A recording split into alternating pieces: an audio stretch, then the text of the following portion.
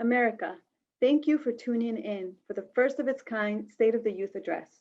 We are creating our own space to tell the nation what our priorities are for the future of this country and for the next generation of youth to follow. We survived 4 years of turmoil and a global pandemic. It's not enough to go back to normal.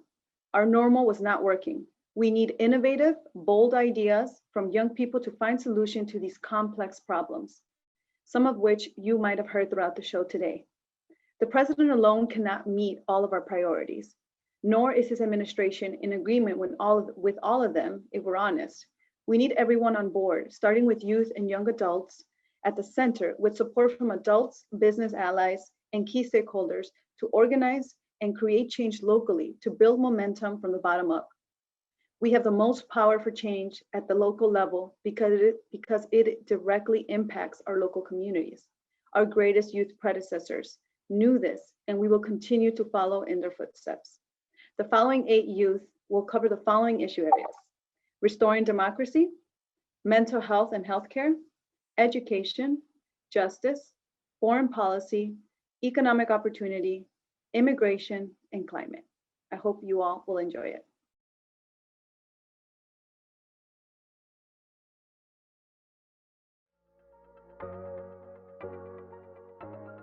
We do not have government by the majority.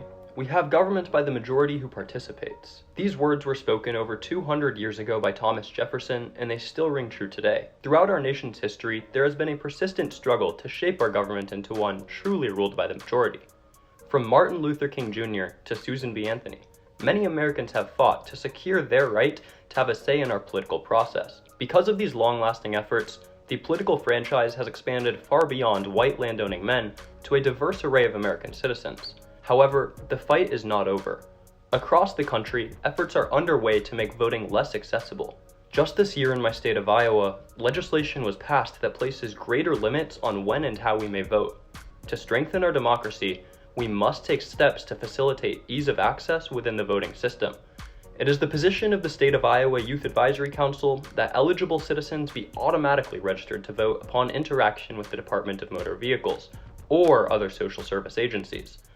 For too many young people, voting process is unfamiliar and complicated. This would take away one layer of complexity that deters a lot of us from voting.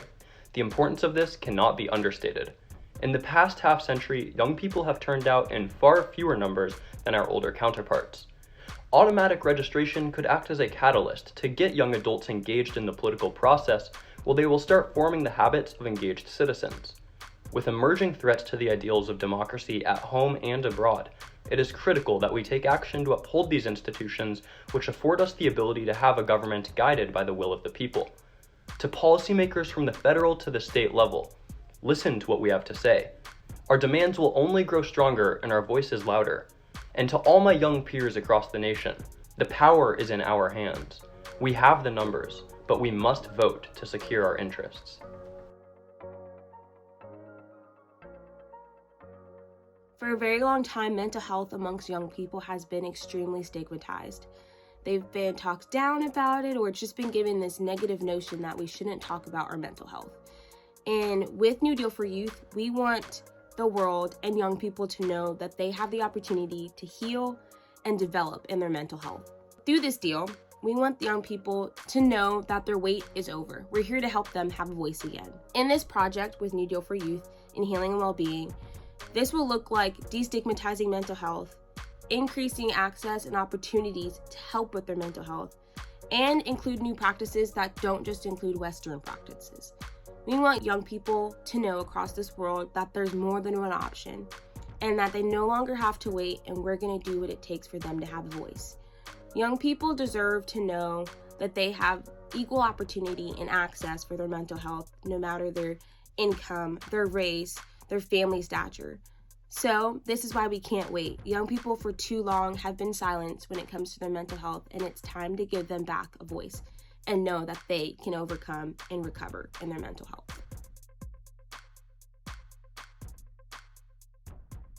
Like many students, I'd say education is the way that government is most present in my life. For many young people, providing a well-funded and affirming and well-resourced and thoughtful educational environment is so key into improving so many young people's lives. Growing up in Charleston, South Carolina, it was very clear that every school did not receive the same resources, that the student body was very segregated in many schools, and it's obviously the education landscape is a complicated relationship of the state government and local governments and the federal government, but I think the federal government and the Biden administration really has a role and opportunity to set the standards for what every student deserves and what every student should receive. The Department of Education and different education decision makers have a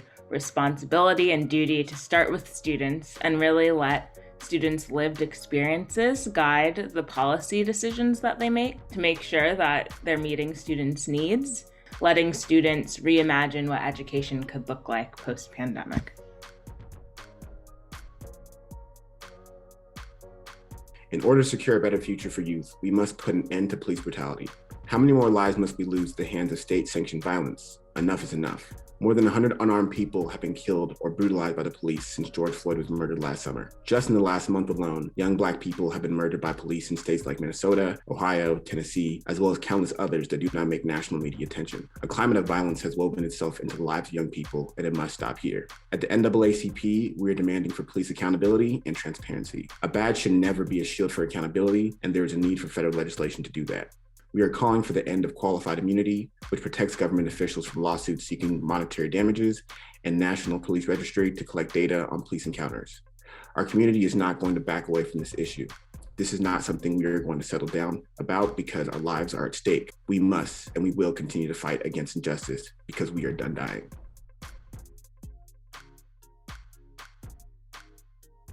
My family fled war-torn Vietnam by boat. They were saved at sea, and I was born in a refugee camp. My reality stood that I didn't want to be a burden to my family. The military promised travel, a steady paycheck, money for college. It all sounded too enticing for a kid who just wanted a better life for his mom. It may be an interesting story to some, but it is this reality that urges people from low socioeconomic backgrounds into the military. The military should not be our only ladder, our only hope into the middle class. There can be other options. There has to be other options. I understand how the military-industrial complex fed an endless cycle of war. Endless wars produce endless military equipment. Surplus military equipment outfitted our local law enforcement. Our time, money, hard effort should not be fueling war. It should be cleanly fueling our progress as a nation through recently proposed initiatives such as the Civilian Climate Corps. The Civilian Climate Corps would provide good jobs that will directly improve our environment, our economy and middle class, and directly improve our quality of life. The Corps would give us options to live intently and make a difference in our own community instead of needlessly dying in a 20-year war. For the past few years, we as veterans of common defense have organized around ending the forever wars. In the first 100 days of President Joe Biden's administration, we witnessed our organized effort bear fruit with the announcement of withdrawing from Afghanistan. It is truly a monumental step forward, but we know that ending wars is only the beginning. The work continues as we call for ending all remaining armed conflicts and reinvesting in diplomacy instead. Diplomacy will almost always cost fewer taxpayer dollars than war. We call for prioritizing our communities and opportunities that will support our youth. We call for solidarity because our combined goals are the same, the betterment of all of us and our future generations. If you are a young progressive veteran who itches at injustice, join us in our continued fight for equity for all at commondefense.us/join. I believe the future we need is possible if we invest in economic opportunity. Supporting small businesses, enforcing companies to build in America, paid family and medical leave, paid sick leave, increasing federal minimum wage, and supporting unions.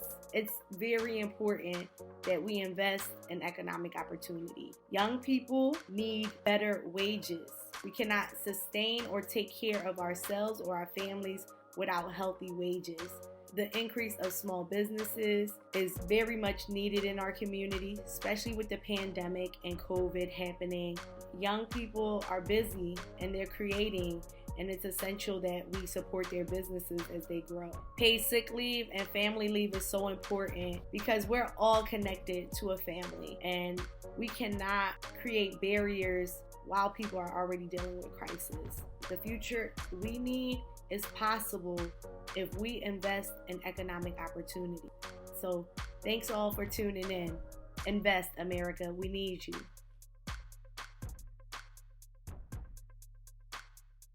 I am here to be the voice and the face of the countless million undocumented immigrants here in America that have been doing the work before, during, and after COVID. I am here to speak on immigration, a social issue that heavily affects my community and at a larger picture, our society. Immigration reform, like passing the DREAM Act, for the countless of college students and other vulnerable communities.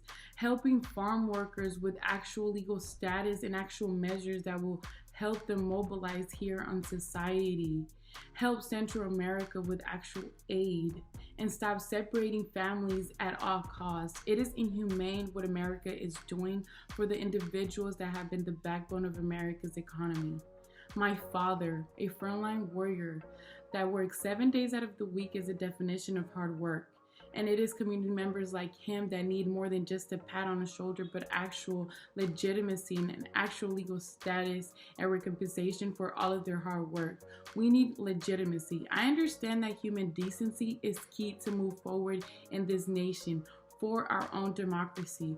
As an immigrant and the daughter of immigrants, I am proud to demand change for my immigrant community. I ask you all to please educate yourself. Educate yourself on immigration reform. Education is the most powerful weapon to change the world.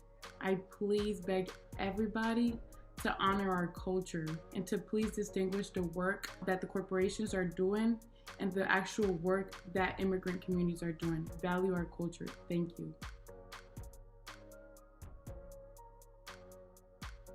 This past year, we continued to witness the unrelenting environmental consequences of American colonial and industrial systems. From wildfires in California to Arctic temperatures in Texas, the climate is changing as a direct result of humanity's impact on Earth systems. This fact cannot continue to be ignored and must be met with investments in our communities so that the people can decide how to combat our specific climate issues.